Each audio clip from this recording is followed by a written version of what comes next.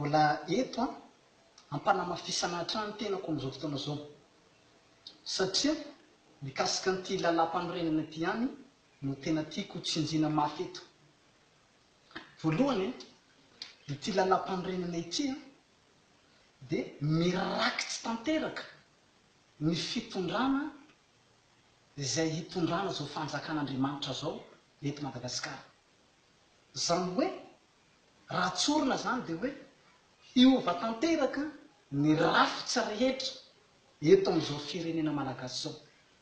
Tsy ho toy ny teo aloha intsony satria le rafitra teo aloha dia rafitra tahandrefana izay nitsipaka n'ilay mpahary, Andrananahary Jehova zany. Rafitsy ny mpampisampy io ka dia nolaviny Jehovahandriamanitra izay tompony ty Madagasikara ity izay rafitra tahandrefana zay. Ka izay indrindra zany tena antony nanolorana n'ity lalam-panorenana ity, izay lalam-panorenana avy any an-danitra ity mba hitondrana tanteraka ny fanjakan'Andriamanitra eto Madagasikara.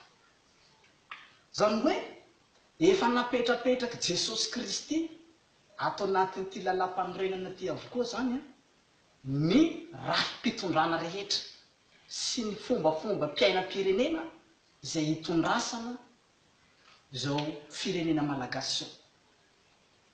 Zany hoe i Jesosy mihitsy zany no nanoratra amin'ity lalam-panorenana ity ka nampitondrasina any apôstôly Marika Tatandraza ho ety ambonin'ny tany. Zany hoe tamin'ny Marika Tatandraza ilay niakasy tany an-danitra iny zany tsy nanao sary maty iny, fa nareo moa dia miteny fa nanao sary maty iny hoe nietsiky ny tana nietsiky ny lohany. Iny tsy sary maty fa naka ny programan'Andriamanitra tany an-danitra. Dia io moa fampelantanantsika sahady izay programan'Andriamanitra zay, ny hitondrana ny raharaham-pirenena.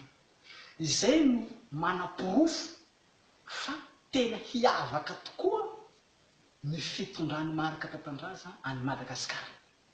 Tsy ho toy ny teo aloha, tsy tahaka an'ireo mpanango-karena, tahaka ny mpanao politika, fa tena hafa ity fitondrana izay ataon'ny Marika Tatandraza ity. Satria fitondrana avy any an-danitra, fitondrana ny fanjakan'Andriamanitra ho eto ambonin'ny tany.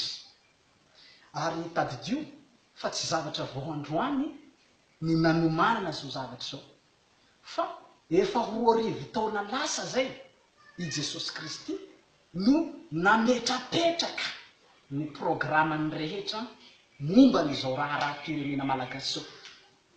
Zany hoe efa roa arivo taona zany Jesosy no nanao fanambarana mikasika n'ity fanjakam-pisorona ity, sao dia taona vao androany. Ka nandritra izay fotoana lavabe zay no nanoratany Jesosy ny rafi-pitondrana rehetra momba ny lalam-panorenana izay hitondrana ny fanjakam-pisorona. Efa voaomany Jesosy tsara zany ny fitondrana fa tsy hoe zavatra vao nikoropahana androany. Ka azagaga anao raha ohatra ka efa hita ampelantanako sahady ny lalam-panorenana hitondrana ny fanjakam-pisorona, fa efa voaomana io zavatra io. Izay angambany no ilazaiko n'ity faharoa ity, fa mbola handalindalina bebe koa tsika mikasika n'ity lalam-panorenana ty hatrany. Misaotra anao nanaraka n'ity fandarana faharoa ity, makasitraka tokoa.